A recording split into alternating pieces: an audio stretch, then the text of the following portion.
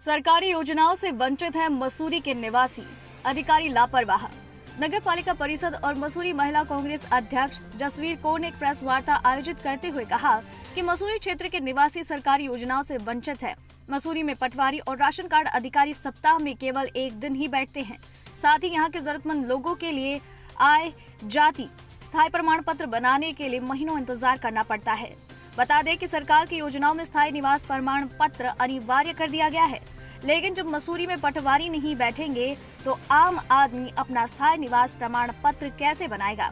इसी प्रकार श्रम विभाग में भी जो मानक तय किए गए हैं, आम आदमी उसकी पूर्ति करने में असमर्थ है। ऐसे में योजना का लाभ पात्र लोगों को नहीं मिल पाता। नवभारत समाचार से मनीष गंगोली की रिपोर्ट। जो अधिकारी है वो भी समय से नहीं पहुंच पा रहे, क्या है पूरा मामला? हमने आज महिला कांग्रेस ने यहाँ पर प्रेस कॉन्फ्रेंस ली की गई है क्योंकि जनता बहुत परेशान है। यहाँ पर जो पटवारी हैं वो नहीं आते और राशन कार्ड अधिकारी भी नहीं आते क्योंकि उनका एक दिन निश्चित किया गया है, सिर्फ बृहस्पतिवार, और जो राशन कार्ड अधिकारी है उनका शनिवार। तो बृहस्पतिवार को पटवारी जो है कम से कम एक महीने तक नहीं आते क्योंकि अगर उनसे फ़ोन पे पूछा जाए तो वो कहते हैं कि हमारे पास बहुत कार्यभार है और हमारे पास 5-5, 6-6 क्षेत्र हैं, तो हम कैसे आएंगे। इसलिए वो मसूरी आते ही नहीं और जनता को परेशानी का सामना करना पड़ता है। ऐसे आपने बताया कि योजनाओं को लेने में काफ़ी दिक्कत है, खासकर आय प्रमाण पत्र में काफ़ी दिक्कतें आ रही हैं। और ये दिक्कतें तो सारी है क्योंकि किसी को स्थायी निवास बनाना है, किसी को आय प्रमाण पत्र बनाना है, किसी को अपना जाति प्रमाण पत्र बनाना है क्योंकि अब एडमिशन का टाइम है, एडमिशन हो रहे हैं, बच्चे बहुत परेशान हैं। हर काम जो है इन्हीं कागज़ों के जरिए होता है, परंतु वो कागज़ समय से नहीं बन पाते। दूसरा ये है कि जो राशन कार्ड अधिकारी है वो भी आते हैं, वो भी बिना अपने लैपटॉप के और बिना उसके कि क्योंकि कचहरी में बहाना है उनके पास कि नेट नहीं चलता। और जब तक आज सब कुछ ऑनलाइन हो चुका है और अगर उनसे पूछा जाए कि हमारा राशन कार्ड बन गया या उस पर बच्चे का नाम चढ़ गया या कुछ हो गया, वो नहीं बता पाते। फिर वो देहरादून जाके उनसे पूछना पड़ता है या फ़ोन से उनसे पूछना पड़ता है। कभी वो फ़ोन उठाते हैं, कभी नहीं उठाते। और उनका दिन जो है शनिवार निश्चित किया गया है, परंतु शनिवार में एक सेकंड सैटरडे आता है, वो बीच में उनका मिस हो जाता है, वो आ ही नहीं पाते, तो गैप 15 दिन का हो जाता है।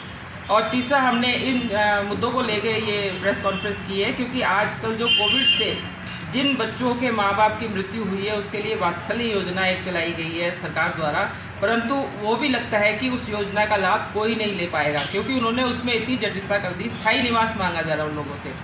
लोग स्थायी निवास कहाँ से लाएंगे? जो आदमी मान लीजिए झोपड़ी में रह रहा है, उसकी मृत्यु हो गई कोरोना से, तो उसके बच्चे स्थायी निवास कहाँ से लाएंगे? पहले वो स्थायी निवास बनाने के लिए भागेंगे, तब वो इस योजना का भाग लेंगे।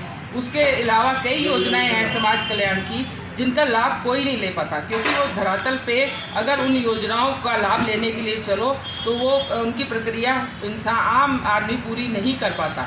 जिस प्रकार की गौरा देवी कन्याधन योजना इन्होंने चलाई है, उसके लिए अगर मान लीजिए आप एक तरफ कहते हैं कि बेटी बचाओ और बेटी पढ़ाओ, अगर कोई झुग्गी झोपड़ी में रह के अपनी बेटी को पढ़ाता है तो वो गौरा देवी कन्याधन का लाभ लेने के लिए स्थायी निवास कहाँ से लाएगा? क्योंकि पहले सरकार में ऐसा कुछ नहीं था। पहले स्थायी निवास नहीं मांगा जाता था, सिर्फ आय प्रमाण पत्र और बच्चे के रिपोर्ट कार्ड मांग के और उस बच्ची को 50,000 रुपये की राशि दी जाती थी। परंतु आज ऐसा नहीं है, आज स्थायी निवास है और स्थायी निवास अगर नहीं होगा तो वो इस योजना का लाभ नहीं ले पाएगी। इसी प्रकार पेंशन के लिए, विधवा पेंशन के लिए भी आपको जो है 1,000 रुपये का आय प्रमाण पत्र चाहिए।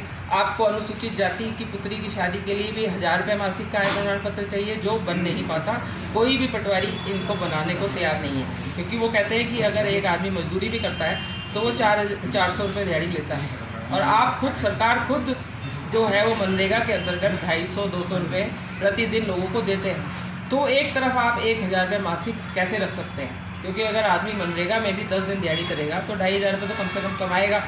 तो ये इनके मानक है। इसी प्रकार से कई और योजनाएं हैं, जैसे विधवा की पुत्री की शादी हेतु भी 1,000 रुपये का मासिक आय प्रमाण पत्र लाइए। जो परित्यक्ता और अविवाहित की जो उनको पेंशन मिलती है उसके लिए भी आप 1,500 रुपये का मासिक आय प्रमाण पत्र लाइए।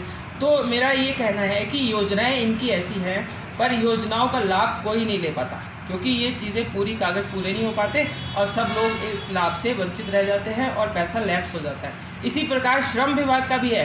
श्रम विभाग में भी मजदूरों के लिए बहुत सारी योजनाएं हैं, उनके बच्चों के लिए है, पढ़ाई के लिए है, उनकी पेंशन के लिए है, परंतु वहाँ भी ऐसे ही मानक इन्होंने कर रखे हैं और इनका जो श्रम विभाग का पैसा करोड़ रुपए वो मजदूरों को नहीं मिल पाता, वो लैप्स हो जाता है।